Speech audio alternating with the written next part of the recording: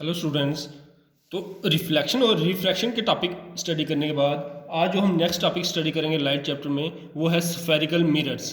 तो मिरर तो आपको पता होगा कि मिरर क्या होता है। मिरर जो सिंपल आपके घरों में शक्ल देखने के लिए, इमेज देखने के लिए बना होता है, वो सिंपल सा एक प्लेन मिरर होता है। लेकिन इधर इस चैप्टर में हम स्टडी करेंगे स्फेरिकल मिरर्स के रिलेटेड। तो सबसे पहले स्टडी करते हैं स्फेरिकल मिरर्स क्या होते हैं। तो स्फेरिकल मिरर्स समझने के लिए लेट अस सपोज कि हमारे पास कोई एक हालो स्फीयर ऑफ ग्लास है। ये मैंने एक हालो स्फीयर, ये स्फेरिकल शेप है इसकी, ये स्फीयर मैंने ड्रा किया। और सपोज करो कि ये मेरे पास एक हालो स्फीयर है, किसका है, ग्लास का। दैट मीन्स ग्लास की कोई जैसे आपके पास बॉल टाइप जैसा है, ठीक है। सपोज करो मैं इसको थोड़ा सा काट देता हूँ, इसको दो एंड से, एक इधर से कट कर लेता हूँ, एक इधर से कट कर लेता हूँ। कट करने के बाद मेरे पास ये जो पीस बचेगा, ये पीस, इतना सा पीस जो मैंने इसमें से निकाला, क्योंकि हालो स्फीयर ऑफ ग्लास था तो ये बाहर से मैंने काट दिया, इतना सा पीस निकाला। अब मैं क्या करता हूँ, अगर इसकी एक साइड को पॉलिश कर देता हूँ तो दूसरी साइड से रिफ्लेक्शन हो सकती है। सपोज करो फर्स्ट केस में मैं इस साइड से इसको मिरर को क्या करता हूँ, अभी मिरर नहीं है, अभी ग्लास है, तो ग्लास को मैं क्या कर देता हूँ, इस साइड से पॉलिश कर देता हूँ। ये मेरी पॉलिश सरफेस आ गई और ये नॉर्मल ग्लास की सरफेस आ गई।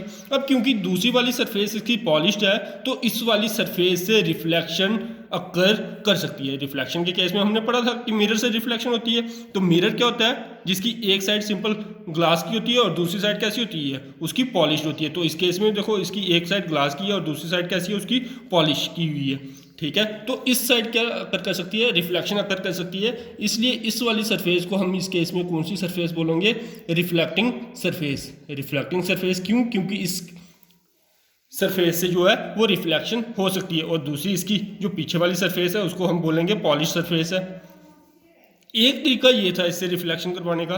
दूसरा तरीका ये हो सकता है कि जैसे मैंने इतना सा पीस कट किया था तो मैं उसको इस साइड से पॉलिश ना करके उसको अंदर वाली साइड से पॉलिश कर दूं।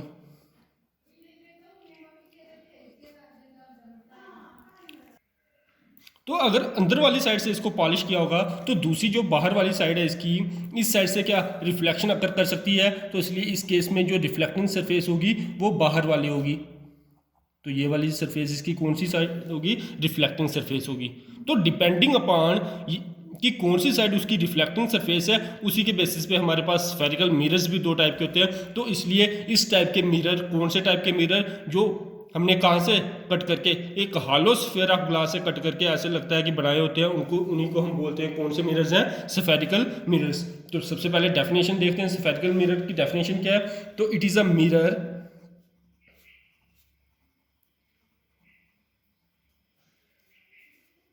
whose reflecting surface is a part of hollow sphere of glass। तो डेफिनेशन क्या कहती है, डेफिनेशन कहती है कि स्फेरिकल मिरर कौन सा मिरर होगा, ये वो मिरर है जिसकी रिफ्लेक्टिंग सरफेस, रिफ्लेक्टिंग सरफेस मैंने आपको पढ़ाया, रिफ्लेक्टिंग सरफेस जैसे इस केस में जो अंदर वाली साइड थी वो रिफ्लेक्टिंग सरफेस, इस केस में बाहर वाली साइड रिफ्लेक्टिंग सरफेस। तो जिसकी रिफ्लेक्टिंग सरफेस किसका पार्ट है, एक हालो स्फीयर। तो स्टार्टिंग में इसलिए मैंने आपको बताया था कि हमें कंसीडर करना है, ऐसा नहीं होता कि हम पहले हम एक हालो स्फीयर बनाएंगे फिर उसको तोड़ के वहाँ से स्फेरिकल मिरर बनाएंगे। सिर्फ शेप वैसी होती है इन मिरर्स की, तो ऐसे लगता है, इनको देखने से ऐसे लगता है कि ये किसी एक पूरे स्फीयर का पार्ट होंगे। जैसे मैं इसको अगर एक्सटेंड करूँ तो ये इस तरह से, तो ये एक पूरा स्फेयर बन गया। तो दैट मीन्स ये वाला मिरर जो था ऐसे लग रहा था कि एक पूरा हॉलो स्फेयर था हमारे पास, उसका पार्ट है। तो डेफिनेशन भी वही कहती है कि ये वो मिरर है जिसकी रिफ्लेक्टिंग सरफेस क्या होगी, कोई भी एक हॉलो स्फेयर ऑफ ग्लास होगा हमारे पास, उसी की कोई एक सरफेस क्या होगी, रिफ्लेक्टिंग सरफेस, क्योंकि दूसरी साइड को हमने क्या कर दिया होगा, उसकी पॉलिश कर दिया। उसके बाद आता है टाइप्स कि स्फेरिकल मिरर्स कितने टाइप के होते हैं हमारे पास, टाइप्स ऑफ स्फेरिकल मिरर्स। तो टाइप्स कितने टाइप के होंगे स्फेरिकल मिरर, दो टाइप के ही होंगे। एक होता है हमारे पास कनकेव मिरर और दूसरा होता है कन्वेक्स मिरर। अब कनकेव मिरर कौन सा मिरर होता है, जैसे मैंने आपको बताया कि हमारे पास अगर सपोज करो हमने एक ग्लास का पीस कट किया, कहाँ से कट किया, एक हालो स्फीयर ऑफ ग्लास से कट किया, तो हमारे पास दो तरीके हैं उससे रिफ्लेक्शन करवाने के। कौन से दो तरीके हैं? या तो अगर मैं बाहर वाली साइड से उसकी बाहर वाली साइड को पॉलिश कर देता हूँ तो जो अंदर वाली साइड होगी उसकी वो रिफ्लेक्टिंग सरफेस होगी, तो उस मिरर को बोलेंगे कनकेव मिरर। और दूसरा केस वो है कि अगर मैं बाहर वाली साइड को एज इट इज़ रख देता हूँ और जो उसकी इंटीरियर सरफेस है उसको मैं पॉलिश कर देता हूँ, तो जो बाहर वाली सरफेस है उसकी क्या होगी? रिफ्लेक्शन होगी। उस केस में जो मिरर बनेगा उस मिरर को हम बोलते हैं कन्वेक्स मिरर। अब डिफाइन कैसे करेंगे कि कन्वेक्स मिरर कौन सा होता है, कनकेव मिरर कौन सा होता है? तो कनकेव मिरर कौन सा है, यहाँ से डायग्राम से देखने से ही पता चलता है कि ये वो स्फेरिकल मिरर है। तो it is a spherical mirror. सबसे पहले ये मेंशन करना जरूर है कि है कौन से टाइप का मिरर ये। बेसिकली ये स्फेरिकल मिरर होता है। कौन सा spherical mirror? Whose reflecting surface is bent in. तो अगर ध्यान से देखेंगे इसकी रिफ्लेक्टिंग सरफेस दो तरह की सरफेस है। एक अंदर की तरफ मुड़ रही है, दैट मीन्स बेंट इन है। तो जिसकी रिफ्लेक्टिंग सरफेस, ये वाली रिफ्लेक्टिंग सरफेस अगर बेंट इन है तो उसको हम कौन सा मिरर बोलेंगे? कनकेव मिरर बोलेंगे। और दूसरे केस में कौन सा? इसकी रिफ्लेक्टिंग सरफेस हम देखें तो ये बाहर की तरफ मुड़ी हुई है, दैट मीन्स इसकी रिफ्लेक्टिव सरफेस क्या कर रही है? इट इज़ बल्जिंग आउट, ये बाहर की तरफ निकली हुई है। ठीक है, तो इसलिए इस केस में जो कन्वेक्स मिरर को हम किस तरह से डिफाइन करेंगे कि ये वो स्फेरिकल मिरर है। It is a spherical mirror whose reflecting surface bulges out. तो जिसकी रिफ्लेक्टिंग सरफेस क्या बाहर वाली साइड निकली हुई है, बाहर वाली साइड मुड़ी हुई है, उसको हम कौन सा मिरर बोलेंगे? Convex mirror. तो यही डिफरेंस है क्या कनकेव मिरर और कन्वेक्स मिरर में। ठीक है, तो एक बार फिर से रिकैप कर लेते हैं। सबसे पहले स्फेरिकल मिरर क्या है हमारे पास? स्फेरिकल मिरर हमारे पास वो मिरर है जिसकी रिफ्लेक्टिंग सरफेस, दैट मीन्स वो जो मिरर है वो हमें ऐसे लगता है कि क्या है, अगर हम उसको पूरा एक्सटेंड करेंगे, आगे कंटिन्यू करेंगे तो हमें ऐसा लगता है कि वो हमने कहाँ से बनाया हुआ है? एक हालो स्फीयर ऑफ ग्लास को तोड़ के बनाया हुआ है। तो दैट मीन्स उसकी रिफ्लेक्टिंग सरफेस भी उसका पार्ट है। तो उसी मिरर को हम बोलते हैं स्फेरिकल मिरर। दो टाइप के स्फेरिकल मिरर होंगे हमारे पास। कौन सा मिरर? कनकेव मिरर और कन्वेक्स मिरर। देखिए नाम से भी आप देख सकते हैं कनकेव। केव मीन्स जैसे गुफा जैसे बनी है। अगर गुफा के अंदर, तो अगर रिफ्लेक्शन इधर से होगी तो दैट मीन्स लाइट इधर आके स्ट्राइक करेगी। तो दैट मीन्स लाइट किसके? केव के अंदर जा रही है। तो दैट मीन्स अगर लाइट केव के अंदर जा रही है तो वो कौन सा? Concave mirror. और अगर उसका अपोजिट केस है तो वो कौन सा मिरर आ गया आपके पास? Convex mirror. अब concave mirror, convex mirror, that means spherical mirrors के साथ कुछ टर्म्स और भी एसोसिएटेड होती हैं, उन्हीं को स्टडी करते हैं। इसमें मैं आपको एक एग्जांपल दे देता हूँ सबसे पहले कि हमारे पास जो कनकेव मिरर होता है उसकी एग्जांपल क्या है और कन्वेक्स मिरर की एग्जांपल क्या है। तो अगर आपके स्पून जो है, स्पून को अगर आप ध्यान से देखोगे तो आप जो उसका स्पून जब आप ऐसे करके रखोगे तो उसका जो फ्रंट वाला पार्ट है वो कनकेव मिरर की तरह एक्ट करेगा और उसकी बैक साइड जो होती है वो कन्वेक्स मिरर की तरह एक्ट करती है। तो आप घर में ध्यान से देख सकते हो, आप जब स्पून उठा के देखोगे तो उसका जो फ्रंट पार्ट होगा स्पून का वो किसकी तरह एक्ट करेगा? वो कनकेव मिरर की तरह एक्ट करेगा। और जो उसकी बैक साइड होगी वो किसकी तरह एक्ट करेगी? कन्वेक्स मिरर की तरह। अब इसके साथ जो टर्म्स एसोसिएटेड है वो हम स्टडी करेंगे बारी बारी से। तो अब देखेंगे कि ये कनकेव मिरर, लेकिन ये अभी कनकेव मिरर नहीं है, ये अब मैंने एक सिंपल सा एक स्फेरिकल ग्लास बनाया हुआ है। कनकेव मिरर कब होगा ये? इफ़ यू रिमेंबर, तो मैंने क्या बोला था कि कनकेव मिरर की रिफ्लेक्टिंग सरफेस कौन सी होती है? That is went in. जो अंदर वाली साइड मुड़ी है ये रिफ्लेक्टिंग होगी, दैट मीन्स पॉलिश कौन सी साइड करनी है हमें? ये। तो ये वाली जब पॉलिश हो गई सरफेस तो अब ये कौन सा मिरर बन गया मेरे पास? Concave mirror.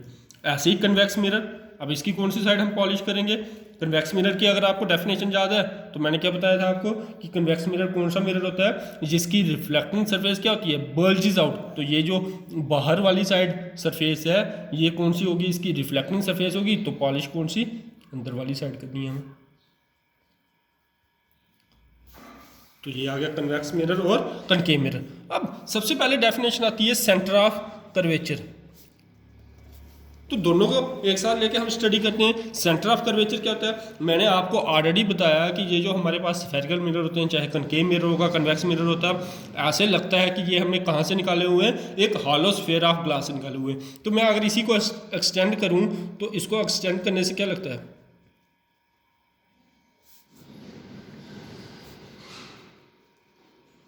तो ये दैट मीन्स मैं अगर ध्यान से देखूं, इमेजिन करूं, तो मेरे को लगता है कि ये जो मिरर निकाला गया होगा इस टाइप के किसी स्फीयर से निकाला गया होगा। ऐसे ही सेम कन्वेक्स मिरर के केस में स्टडी करते हैं। तो कन्वेक्स मिरर को अगर आगे एक्सटेंड करूंगा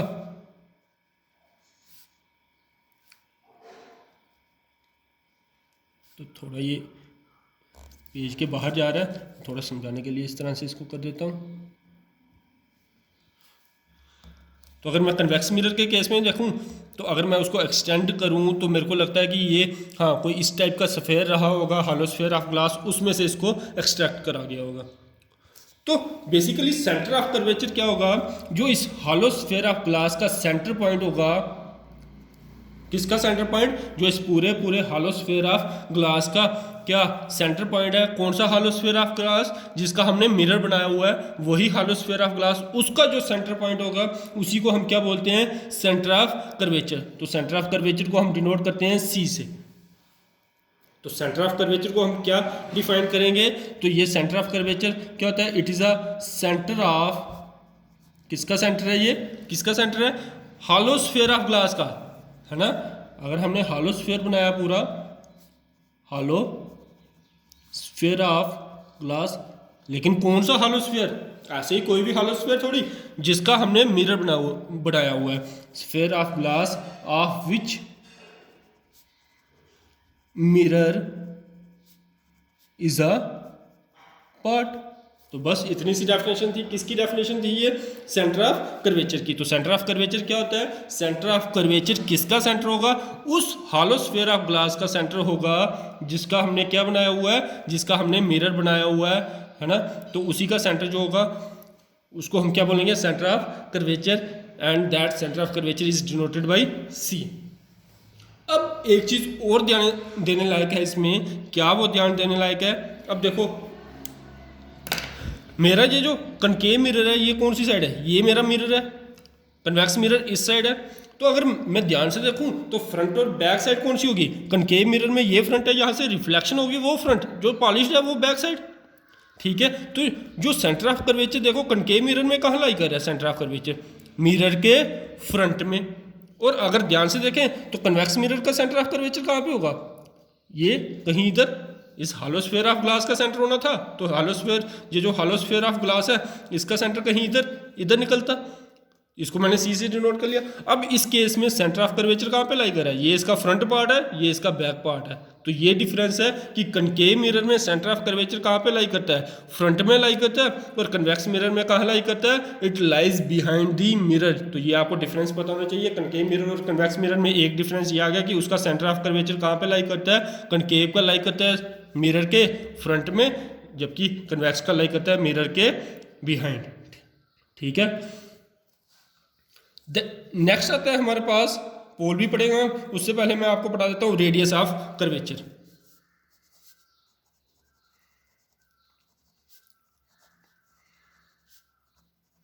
तो जैसे सेंटर ऑफ कर्वेचर को सी से डिनोट करा, ऐसे ही रेडियस ऑफ कर्वेचर को हम डिनोट करेंगे आर से। अब थोड़ा बहुत आपको आइडिया होना चाहिए कि जैसे अगर सेंटर ऑफ कर्वेचर उसका सेंटर है, किसका सेंटर है, हॉलो स्फीयर ऑफ ग्लास का सेंटर है, तो वैसे ही रेडियस ऑफ कर्वेचर क्या होगा, उसका रेडियस ऑफ कर्वेचर क्या होगा, उसी स्फीयर का क्या होगा, वो रेडियस होगा। तो इट इज अ, डिफाइन कर लेते हैं पहले, it is a radius of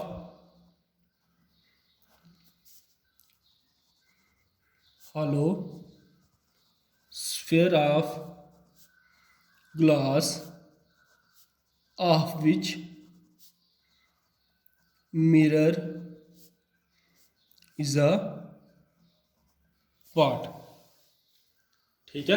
तो जैसे सेम वे में सेंटर ऑफ कर्वेचर क्या, सेंटर ऑफ हॉलो स्फीयर किसका, कौन से हॉलो स्फीयर का सेंटर, जिसका मिरर क्या है, पार्ट है, ठीक है, वैसे ही रेडियस ऑफ कर्वेचर क्या, वो रेडियस, किसका radius, hollow sphere of glass का रेडियस है ना, जिससे हमने क्या बनाया हुआ है, मिरर। तो जैसे ये मेरे पास मिरर है, ये इसका सेंटर आ गया, तो इसका रेडियस कौन सा होगा, ये आ गया इसका रेडियस।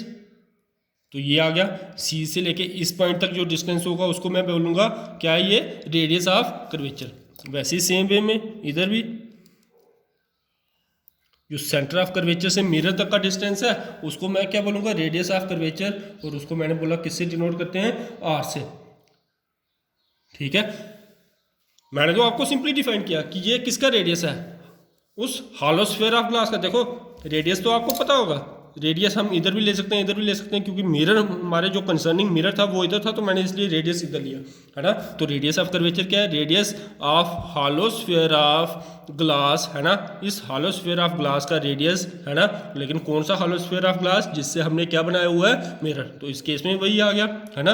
रेडियस किसका है, ये इस हॉलो स्फीयर ऑफ ग्लास का रेडियस है, और कौन सा हॉलो स्फीयर, जिसका मिरर क्या है, एक पार्ट है। ठीक है, तो ये आ गया हमारे पास रेडियस ऑफ कर्वेचर। दूसरे तरीके से हम इसको कैसे डिफाइन कर सकते हैं, दूसरे तरीके से हम इसको डिफाइन कर सकते हैं कि it is the distance between, है ना, ये डिस्टेंस कहाँ कहाँ है, distance between centre of curvature, है ना। मैं शॉर्टकट में लिखूंगा सी क्या है, सेंटर ऑफ कर्वेचर। तो किस किस के बीच का डिस्टेंस है, it is the distance between centre of curvature and mirror, है ना। और मिरर में भी एक पर्टिकुलर पॉइंट होगा, है ना, चाहे आप इधर से लो इधर से लो, लेकिन हम प्रेफर इधर से ही करते हैं स्ट्रेट, है ना। वो एक पॉइंट होगा, मैं फिर से उसको रिपीट कर दूंगा उस टाइम, है ना। तो ये डिस्टेंस किस किस के बीच का है, सेंटर ऑफ कर्वेचर और मिरर के बीच का जो डिस्टेंस है उसको हम क्या बोलेंगे, रेडियस ऑफ कर्वेचर। ठीक है, अब नेक्स्ट पोल। अब पोल कौन सा पॉइंट होता है, ठीक है, इट इज दी सेंट्रल और middle point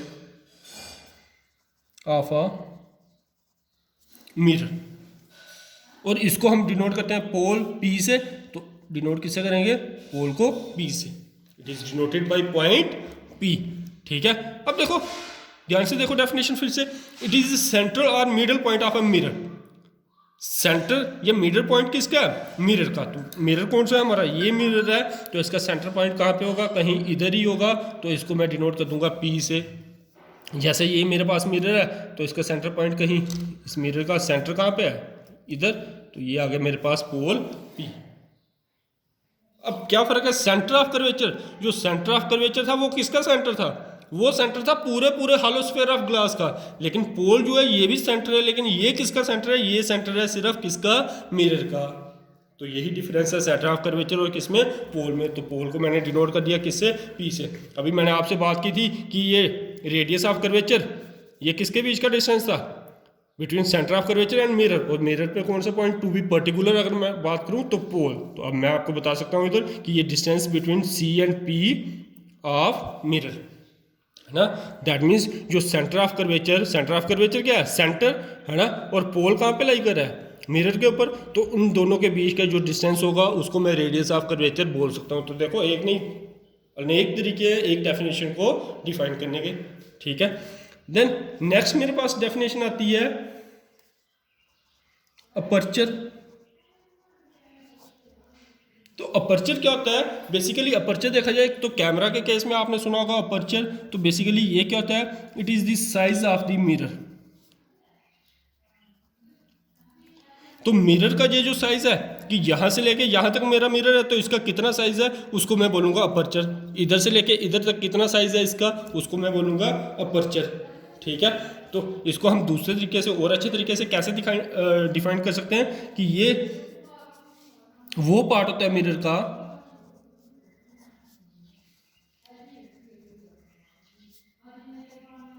from which actual reflection takes place. ठीक है। तो part of mirror from which actual reflection take place, तो ये मेरा मिरर है। अगर इतने से पोर्शन से सपोज करो सिर्फ इतने से पोर्शन से रिफ्लेक्शन हो रही है तो वही क्या होगी हमारा उसका अपर्चर होगा। किसका अपर्चर? मिरर का। उसका जो साइज होगा वो अपर्चर होगा। दैट मीन्स वो वाला पोर्शन मिरर का जहाँ से एक्चुअल में रिफ्लेक्शन अक्कर करेगी उस वाले पोर्शन को हम बोलेंगे क्या? अपर्चर। ठीक है। नेक्स्ट डेफिनेशन हमारे पास एक और इंपॉर्टेंट डेफिनेशन आती है principal axis.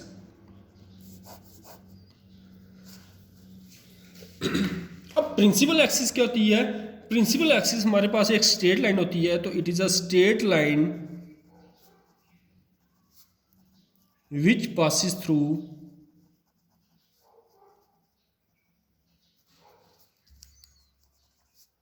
The centre of curvature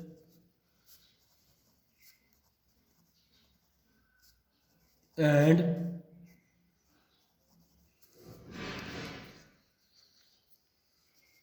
pole of a mirror। ठीक है। तो दैट मीन्स ये वो स्ट्रेट लाइन होगी। स्ट्रेट लाइन कौन सी? हम ड्रा करेंगे अभी उस स्ट्रेट लाइन को, है ना, जो कहाँ से पास करेगी? जो दोनों पॉइंट से देखो centre of curvature, that means C से और पोल ऑफ मिरर पी दोनों से पास करनी चाहिए। तो अगर डायग्रामेटिकली देखें तो ये मेरा सेंटर ऑफ कर्वेचर, ये पोल, तो इधर से मैं अगर कोई लाइन ड्रा करता हूँ सीधी लाइन, ये मैंने एक सीधी लाइन ड्रा कर दी, तो ये इस केस में प्रिंसिपल एक्सिस होगी। इस केस में ये मैंने एक लाइन ड्रा कर दी, तो ये क्या होगा इस केस में? Principal axis. और प्रिंसिपल एक्सिस को हम किसी भी नाम से डिनोट कर सकते हैं। सपोज करो इस हम प्रिंसिपल एक्सिस को चैप्टर में हमेशा अपनी नाम देंगे एक्स और वाई। ये एक्स और ये वाई, तो एक्स वाई आपकी क्या आ गई? Principal axis. तो प्रिंसिपल एक्सिस क्या है आपकी? वो स्ट्रेट लाइन, लाइन कैसी है? स्ट्रेट है, सीधी है बिल्कुल, लेकिन कहाँ से पास करनी चाहिए? दोनों पॉइंट से, सी से भी और पी से भी। नहीं तो आप लाइन ऐसे भी तो ड्रा कर सकते हैं। स्ट्रेट लाइन अगर आप, मैं बोलूँ आपको डिफाइन करने के लिए कि हाँ एक स्ट्रेट लाइन जो कहाँ से पास कर रही है? सेंटर ऑफ कर्वेचर से पास कर रही है। तो सेंटर ऑफ कर्वेचर से मैं किसी भी तरीके से उसको पास करवा सकता हूँ, ऐसे ही पास करवा सकता हूँ, लेकिन वो आपकी क्या प्रिंसिपल एक्सिस नहीं होगी। प्रिंसिपल एक्सिस वही लाइन होगी जो दोनों पॉइंट से सेंटर ऑफ कर्वेचर से भी पास करेगी और कहाँ से भी? पोल से भी पास करेगी। तो मिरर के केस में नेक्स्ट में हम कुछ और टॉपिक स्टडी करने वाले हैं। आप देखोगे मिरर आप हमेशा ऐसे ही ड्रा करोगे। ये आपने मिरर ड्रा किया, एक स्ट्रेट लाइन बिल्कुल उसके सेंटर से पास करनी है, अपना सेंटर ऑफ कर्वेचर भी उसी के ऊपर लेना है और पोल भी उसी लाइन के ऊपर लेना है। पोल तो मिरर के ऊपर भी लाई करेगा और उसके ऊपर भी लाई करेगा। सेंटर ऑफ कर्वेचर उस हॉलो स्फीयर ऑफ ग्लास का क्या होगा? सेंटर होगा। उसके बाद इंपॉर्टेंट डेफिनेशन एक और आती है हमारे पास। नेक्स्ट डेफिनेशन जो है हमारे पास वो है प्रिंसिपल फोकस। तो आप जैसा कि देख सकते हैं मैंने दोनों डायग्राम्स कनकेव मिरर की और कन्वेक्स मिरर की, ये मैं इसको कर देता हूँ, ये गलती से ड्रा हो गया। तो ये कन्वेक्स मिरर और कनकेव मिरर मैंने दोनों डायग्राम्स ड्रा कर ली। इफ़ यू रिमेंबर, तो हमने अभी क्या स्टडी किया, एक बार उसका भी रिकैप हो जाएगा साथ साथ में। ये हमारे पास एक सेंटर से लाइन आती है, क्या नाम जिसका मैंने बोला था, ये एक सेंटर से लाइन आएगी, उसको हम क्या नाम देंगे? Principal axis. ये हमारे पास आ गई प्रिंसिपल एक्सिस। ये जो मिरर का सेंटर पॉइंट है इसको हम बोलेंगे पोल, पी से डिनोट करेंगे। ये जो हमारे पास इसका सेंटर होगा, किसका सेंटर? किसका सेंटर? ये जो हॉलो स्फीयर ऑफ ग्लास था जिसका तोड़ के हमने क्या बनाया? मिरर बनाया, उसका सेंटर जो होगा उसको बोलेंगे हम सेंटर ऑफ कर्वेचर। तो ये कुछ पॉइंट है हमारे पास।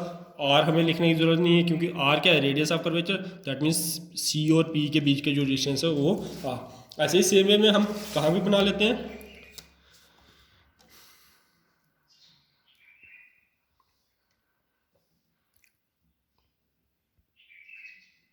कन्वेक्स मिरर के ऊपर भी बना लेते हैं। ये हमारा कन्वेक्स मिरर का आ गया। थोड़ा इसको मैं कर देता हूँ, ये आ गया एक्स और वाई, इसका वाई मैं इधर लिख देता हूँ ऊपर इसके।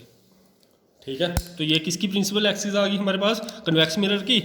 ये जो इसका पॉइंट आएगा मिरर का सेंटर पॉइंट और प्रिंसिपल एक्सिस पे लाई करा है, ये आ गया पोल, और ये इसका हॉलो स्फीयर ऑफ ग्लास का सेंटर आ गया, उसको हम क्या बोलेंगे? Centre of curvature. अब समझते हैं कि हमारे पास क्या होगा, प्रिंसिपल फोकस क्या होता है।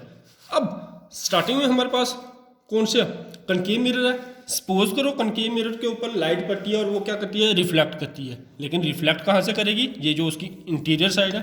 तो सपोज करो मेरे पास एक पैरेलल बीम ऑफ लाइट था। पैरेलल बीम मतलब पैरेलल मीन्स वो उसकी रेज जो है, बीम मतलब कुछ ग्रुप में रेज आ रही हैं, ठीक है। तो वो पैरेलल बीम कहने का मीनिंग है कि वो आपस में एक दूसरे की क्या है, सारी की सारी रेज पैरेलल है, और आपस में पैरेलल होने के साथ साथ किसके भी पैरेलल होंगी, प्रिंसिपल एक्सिस के। तो सपोज करो एक रे मेरे पास ये आती है,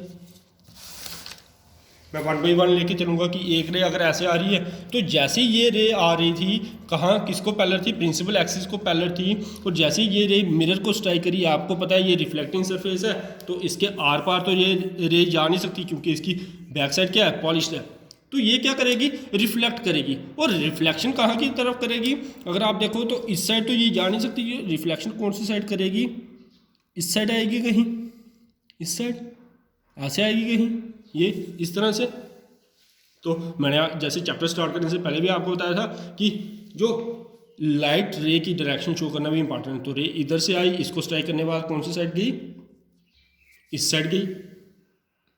सपोज करो मेरे पास एक और रे थी, और वो भी मैं किसके पैरेलल लेता हूँ, that is parallel to the principal axis. तो ये मैंने एक रे ऑफ लाइट ली जो किसके ट्रैवल कर रही है, प्रिंसिपल एक्सिस के पैरेलल ट्रैवल कर रही है। तो जैसे ही ये भी प्रिंसिपल एक्सिस को पैरेलल ट्रैवल करने के बाद क्या करेगी, मिरर को स्ट्राइक करेगी, मिरर को स्ट्राइक करने के बाद इसमें क्या होगी, रिफ्लेक्शन होगी। तो रिफ्लेक्ट करने के बाद ये कुछ कैसे जाएगी, इस तरीके से जाएगी, इस तरीके से। तो दैट मीन्स ये रे पहले इधर से आई, मिरर को स्ट्राइक करी, मिरर से रिफ्लेक्शन हुई, और कौन सी डायरेक्शन में गई, इधर गई। तो ये मैं एरो से उसका क्या समझा देता हूँ, डायरेक्शन बता देता हूँ। ये तो हमने रेस ले ली प्रिंसिपल एक्सिस के ऊपर। सपोज करो एक आधी एक दो रे हम प्रिंसिपल एक्सिस के नीचे भी ले लेते हैं, और लेंगे कैसे, parallel to the principal axis. तो रे पैरेलल ट्रैवल कर रही थी प्रिंसिपल एक्सिस के, ये इस तरीके से ट्रैवल कर रही थी, इस डायरेक्शन में जा रही थी। जैसे ही मिरर को स्ट्राइक करेगी फिर से रिफ्लेक्शन होगी, और रिफ्लेक्शन के बाद क्या होता है, रे कौन सी साइड जाती है, इधर जाएगी, ऐसे जाएगी, ऐसे। तो मैं इसको फिर से एरो की डायरेक्शन से शो कर देता हूँ, एरो कि कौन सी साइड जा रही है, इधर से आई रही है, और कहाँ मुड़ गई, इधर। अगर ऐसे ही मैं इसमें एक आधी और रे बना दूँ तो उसमें भी क्या होगा, वो मिरर को स्ट्राइक करेगी, और स्ट्राइक करने के बाद रिफ्लेक्ट करेगी। और आप अगर ध्यान से देखें तो एक मेरे पास ये रिफ्लेक्टेड रे है, एक ये रिफ्लेक्टेड रे है, और एक ये रिफ्लेक्टेड रे है। अगर आप ध्यान से देखोगे तो ध्यान से देखने को क्या मिलता है कि ये तीनों रिफ्लेक्टेड रे हैं, और अगर हम और भी कोई रे लेते हैं parallel to the principal axis, वो भी रिफ्लेक्ट होने के बाद इसी पॉइंट से पास करती है। अगर आप ध्यान से देखोगे तो सारी की सारी रे इसी पॉइंट से पास करती है। तो ये जो पॉइंट होता है इसी को हम क्या बोलते हैं, प्रिंसिपल फोकस, और इसको डिनोट करते हैं by capital F. That means principal focus क्या है हमारे पास, प्रिंसिपल फोकस को डिफाइन कैसे करेंगे, सबसे पहले तो it is that point on principal axis, में शॉर्टकट में लिख रहा हूं प्रिंसिपल एक्सिस के ऊपर। ये पॉइंट किस पे होगा, प्रिंसिपल एक्सिस के ऊपर। देखो ये सारी की सारी एक रे इधर से आके आई, रिफ्लेक्ट होके एक इधर से आए, ये सारी की सारी रेज कहाँ पे आके कन्वर्ज कर रही हैं, प्रिंसिपल एक्सिस के ऊपर।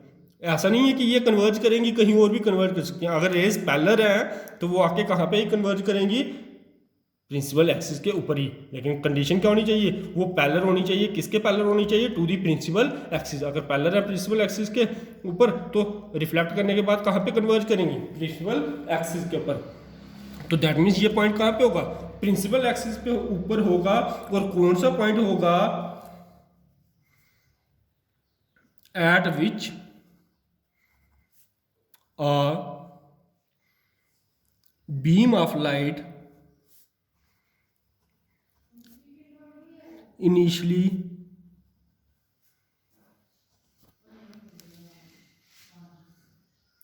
parallel to the principal axis converge after reflection। अब मीनिंग समझ लेते हैं कि ये प्रिंसिपल फोकस कनकेव मिरर में, कनकेव मिरर के केस में कौन सा पॉइंट है, कि पॉइंट है ये, और कहाँ पे है, प्रिंसिपल एक्सिस के ऊपर है। ठीक है, क्लियर हो गया, प्रिंसिपल एक्सिस के ऊपर पॉइंट बन रहा है। लेकिन कौन सा पॉइंट है जिस पे क्या हो रहा था, एक beam of light, beam of light देखो 1 2 3, अगर मैं और भी ऐसे ही रेडिएशन लेता, सपोज करो एक और ले लेता इधर से नीचे से रेडिएशन, तो वो उसके साथ भी ऐसा ही होता। ठीक है। तो जिसमें क्या एक बीम ऑफ लाइट जो आ रहा था कैसा था, स्टार्टिंग में पैरेलल था किसके, प्रिंसिपल एक्सिस के। तो देखो जितनी मैंने रेज ली हैं ये भी पैरेलल है किसके, प्रिंसिपल एक्सिस के, ये भी पैरेलल है प्रिंसिपल एक्सिस के, और ये भी पैरेलल है किसके, प्रिंसिपल एक्सिस पे। तो जिसपे क्या होगा, कुछ रेज ऑफ लाइट जो स्टार्टिंग में कैसे आ रही थी, पैरेलल आ रही थी प्रिंसिपल एक्सिस के, तो रिफ्लेक्ट करने के बाद है ना, जैसे ही मिरर को स्ट्राइक करी, रिफ्लेक्ट करने के बाद क्या करती है, देखो ये भी इधर से आ रही है, इधर से आ रही है, तो एक पॉइंट पे आगे क्या करी है, ये कन्वर्ज करी है ना। तो वही डेफिनेशन के थ्रू समझाया मैंने कि ये पॉइंट किस पे बना, प्रिंसिपल एक्सिस पे बना, और कौन सा पॉइंट बना, जिसमें एक बीम ऑफ लाइट जो कि कैसा था, स्टार्टिंग में पैरेलल था किसके, प्रिंसिपल एक्सिस के पैरेलल था, है ना, वो रिफ्लेक्ट होने के बाद क्या करता है, कन्वर्ज करता है। ठीक है, तो ये आ गया आपके पास principal focus in case of किसका, कनकेव मिरर। अब नेक्स्ट हमारे पास आता है प्रिंसिपल फोकस कन्वेक्स मिरर के केस में। अब कन्वेक्स मिरर के केस में वैसे स्टडी करते हैं, ये हमारे पास रिफ्लेक्टिंग सरफेस है, तो इस पर मैं रिफ्लेक्शन करवाता हूँ, देखते हैं कैसे होती है रिफ्लेक्शन। सपोज करो इस पर भी हम वैसे ही चलेंगे, स्टार्टिंग में एक पैरेलल बीम ऑफ लाइट देंगे, तो स्टार्टिंग में ये एक सपोज करो पैरेलल रे आ रही थी, किसके पैरेलल थी, प्रिंसिपल एक्सिस के। तो जैसे ही मिरर को स्ट्राइक करेगी, अब देखो इसकी सरफेस कुछ इस तरह की है, रिफ्लेक्टिंग सरफेस। अब ये इधर नहीं जाएगी, ये बाहर वाली साइड जाएगी इस तरह से। तो कौन सी साइड जाएगी, ऐसी जाएगी, बाहर वाली साइड। ठीक है, तो ये इस तरह से रिफ्लेक्ट करेगी।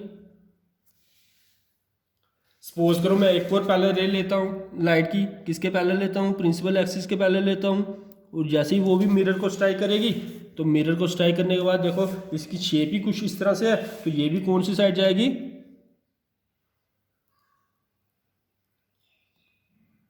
ये भी इस तरीके से जाएगी, इस तरीके से जाएगी।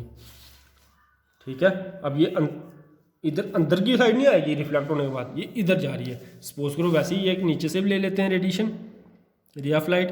तो ये रे ऑफ लाइट जो आएगी कैसे आएगी, parallel to the principal axis travel कर रही है, ये डायरेक्शन शो करती है, parallel to the principal axis आ रही है ना। तो ये रिफ्लेक्ट अब इधर वाली साइड नहीं होएगी, जैसे किस में हुई थी, कनकेव मिरर में। अब ये रिफ्लेक्ट कौन सी साइड करेगी,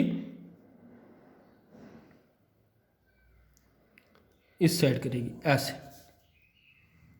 बाहर वाली साइड। उधर तो हमने कनकेव मिरर के केस में पढ़ लिया कि रिफ्लेक्ट होने के बाद रेज क्या कर रही थी, एक पॉइंट पे आके मीट करी थी। लेकिन इधर तो आपको देखने से ही लगता है कि ये जितनी भी रेडिएशंस आ रही हैं वो रिफ्लेक्ट करने के बाद एक इधर जा रही है, एक उधर जा रही है, एक इधर जा रही है, ये आगे जाके कहीं पे मीट ही नहीं कर सकती। तो इस केस में क्या होता है, ये जो रिफ्लेक्टेड रेज होती हैं उनको हम क्या करते हैं, बैकवर्ड्स प्रोड्यूस करवाते हैं। एक हमारे पास रिफ्लेक्टेड रे ये थी, तो इसको मैंने बैकवर्ड प्रोड्यूस कराया इस तरीके से। एक रिफ्लेक्टेड रे ये थी मेरे पास, तो इसको भी मैंने क्या किया, बैकवर्ड प्रोड्यूस करवाया ऐसे। और बैकवर्ड्स जब भी आप प्रोड्यूस करते हो तो आप डॉटेड में उसको प्रोड्यूस करोगे। ठीक है, एक रिफ्लेक्टेड रे ये थी, ये थी, तो इसको भी मैंने क्या किया, बैकवर्ड प्रोड्यूस करवाया। लेकिन जैसे ही आपने ये देखा क्या किया, ऐसे तो ये खुद से आगे जाके रिफ्लेक्ट होने के बाद तो कहीं पे मीट नहीं करी है, लेकिन रिफ्लेक्टेड रे को अगर मैं बैकवर्ड्स प्रोड्यूस करवाता हूँ तो वो फिर से आके इस पॉइंट पे क्या कर रही हैं, मर्ज कर रही हैं। तो इस केस में इस पॉइंट को क्या बोलूँगा मैं, focus, principal focus to be precise. ठीक है, तो इस केस में कैसे डिफाइन करूँगा कन्वेक्स मिरर को, it is that point on किसके ऊपर, फिर से किसके ऊपर,